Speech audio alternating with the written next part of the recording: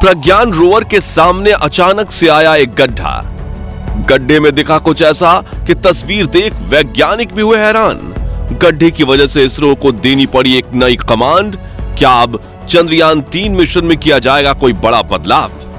दोस्तों, चंद्रयान 3 मिशन इस समय अपने अंतिम पड़ाव पर है और वैज्ञानिक दिन रात चांद पर रिसर्च करने में जुटे हुए हैं। खोजबीन के इस काम में वैज्ञानिकों की मदद हमारे चंद्रयान 3 का विक्रम लैंडर और प्रज्ञान रोवर कर रहे हैं, क्योंकि इन्हें इसी काम को करने के लिए चांद के दक्षिणी ध्रुव पर भेजा गया है। हालांकि ये दोनों अपने अपने कामों में पूरी तरह से माहिर हैं, लेकिन चांद की ये दुनिया इतने रहस्यों से भरी हुई है कि हर रोज इन्हें एक नई मुसीबत व एक नई चुनौती का सामना करना पड़ रहा है।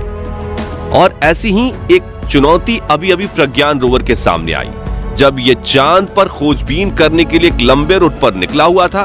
दरअसल हुआ ये कि रोवर के सामने अचानक से एक बड़ा क्रैटर यानी गड्ढा आ गया, जिसके वहां होने की उम्मीद इसरो वैज्ञानिकों को भी नहीं थी।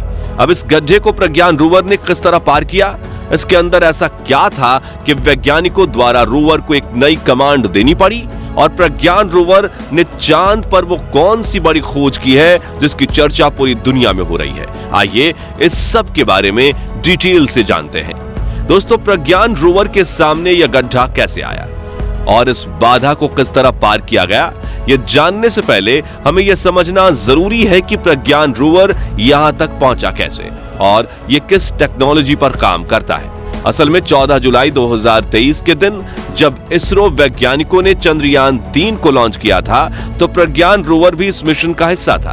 बल्कि सही मायनों में देखें तो इसरो साल 2019 से ही चंद्रयान 2 मिशन के दौरान अपने इस रोवर को चांद के दक्षिणी ध्रुव पर पहुंचाना चाहता था, लेकिन दुर्भाग्य और हमारे वैज्ञानिकों की कुछ छोटी मोटी गलतियों की वजह से चंद्रयान 2 चांद की सतह पर सॉफ्ट लैंडिंग नहीं कर पाया और इसके क्रैश होने के साथ ही प्रज्ञान रोवर भी पूरी तरह से नष्ट हो गया। अब क्योंकि इसरो ने अपने उसी अधूरे काम को पूरा करने के लिए चंद्रयान 3 को लॉन्च किया है, तो ऐसे में प्रज्ञान रोवर का इसमें शामिल होना बनता ही था।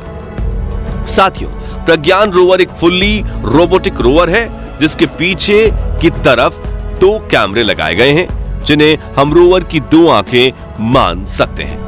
आपको बता दें कि इन्हीं 2 आंखों की बदौलत ये अपने सामने के एक बड़े गड्ढे को डिटेक्ट कर पाया। लेकिन उसके बाद क्या हुआ, उसके बारे में डिटेल में हम आगे समझेंगे।